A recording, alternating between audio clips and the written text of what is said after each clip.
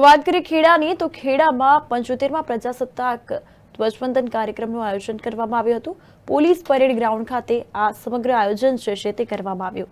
Collector કે.એલ. બચાણીના અધ્યક્ષસ્થાને જિલ્લા કક્ષાના 75મા પ્રજાસત્તાક દિનની ઉજવણી કરવામાં આવી।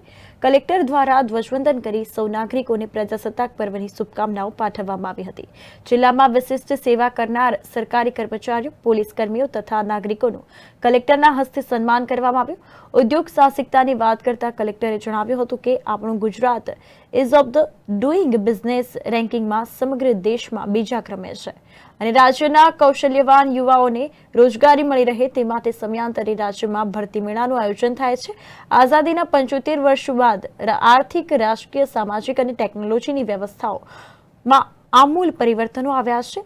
તો ગુજરાતની સિદ્ધિઓની વાત કરતા કલેક્ટરે જણાવ્યું કે પ્રધાનમંત્રી આવાસ યોજનાના અમલીકરણમાં ગુજરાત સમગ્ર દેશમાં અગ્રસ્થાને છે।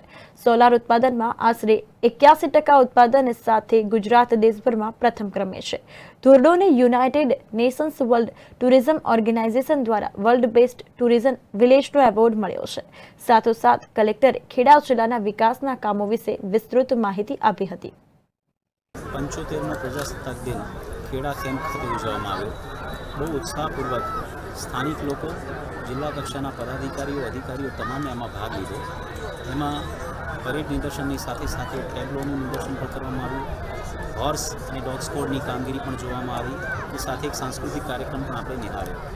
મોટા પ્રમાણમાં લોકોની ઉપસ્થિતિમાં ગૌરવપૂર્ણ રીતે આ ઉત્સાહપૂર્વક તહેવારની, રાષ્ટ્રીય તહેવારની જે ઉજવણી થઈ છે તે માટે હું સૌનો આભારી પણ છું અને ખેડા જિલ્લા, ગુજરાત અને રાષ્ટ્રના તમામ નાગરિકોને આ પ્રસંગે હું શુભકામના પાઠવું છું।